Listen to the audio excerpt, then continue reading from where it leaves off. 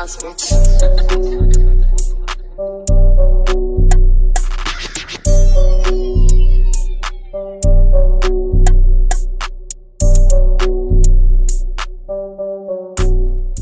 Pelatih timnas Thailand Alexander Polking memastikan akan tetap fokus penuh dalam penentuan pemain serta tidak akan menganggap enteng timnas Indonesia pada pertandingan final leg kedua Piala AFF 2020. Jelang laga tersebut, pelatih timnas Thailand mengatakan timnya bakal kembali mempersiapkan diri dengan baik, termasuk dalam hal penentuan pemain dan strategi untuk menghadapi timnas Indonesia.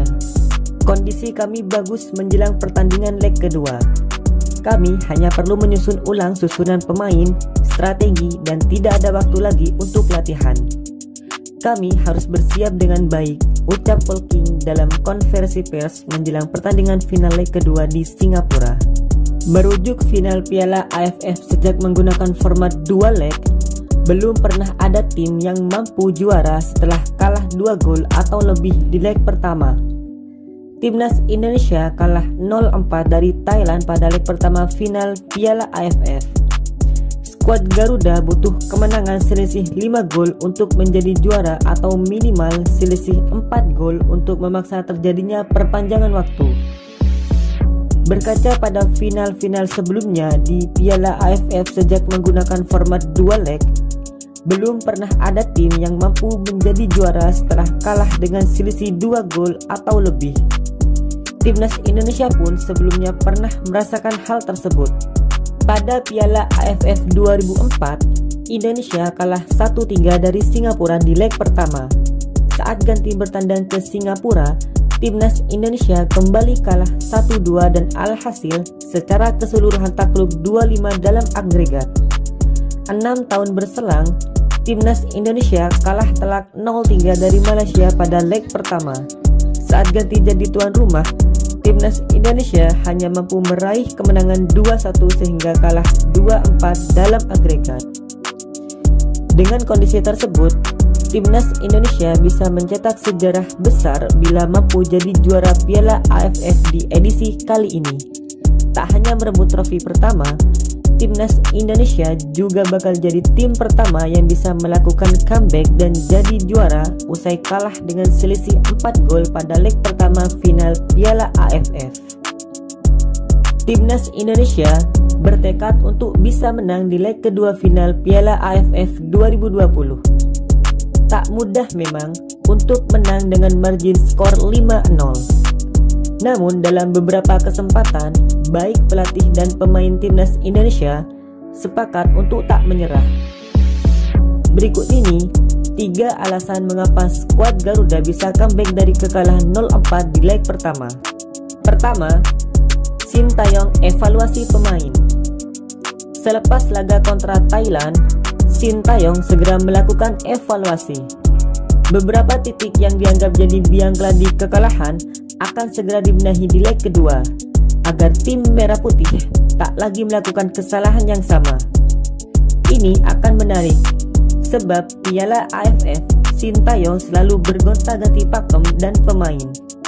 Apakah di leg kedua akan kembali mengubah pola permainan? Ini yang patut ditunggu. Kedua, skuad lengkap.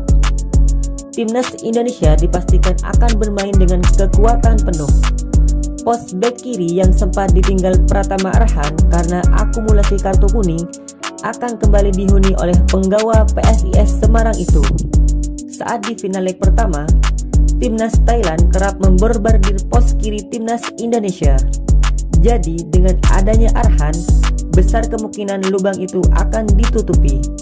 Ketiga, Timnas Indonesia punya mental bangkit. Skor 0-4 memang sulit untuk dikejar.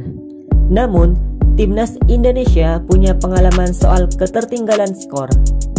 Saat jumpa Malaysia di babak fase grup, Evan Dimas dan kolega terlebih dulu tertinggal 1 gol. Setelahnya, mereka menuntaskan laga dengan skor 4-1. Saat semifinal juga demikian. Sempat tertinggal 1-2, gol penyeimbang dari Pratama Arhan dan gol telat Egy Maulana Fikri sukses membawa Garuda menang. Menteri Pemuda dan Olahraga Zainuddin Amali memastikan bahwa pelatih timnas Indonesia Sintayong tidak akan dipecat usai skuad Garuda kalah dari timnas Thailand di final leg pertama Piala AFF 2020. Amali mengatakan Sintayong sudah dikontrak PSSI untuk mengasuh timnas Indonesia di Piala Dunia U20 di tahun 2023. Hingga saat ini belum ada perubahan atas rencana tersebut. Terkait pertandingan leg pertama final Piala AFF 2020, Amali menilai bahwa para pemain timnas Indonesia sudah berjuang keras. Namun demikian, ia mengakui bahwa tim Indonesia diisi oleh para pemain muda, sementara Thailand menghadirkan pemain-pemain senior. Saya lihat dia akan terus. Tidak ada perubahan apapun hasil final ini, dia akan tetap dipertahankan. Memang kan, pertama di peringkat FIFA Thailand jauh di atas kita. Yang kedua, tim yang dibawa ke Singapura ini, tim pemain muda yang disiapkan untuk SEA Games, melawan tim senior Thailand, tim yang sudah jadi, ada pengalaman dan sebagainya, kata Zainuddin Amali.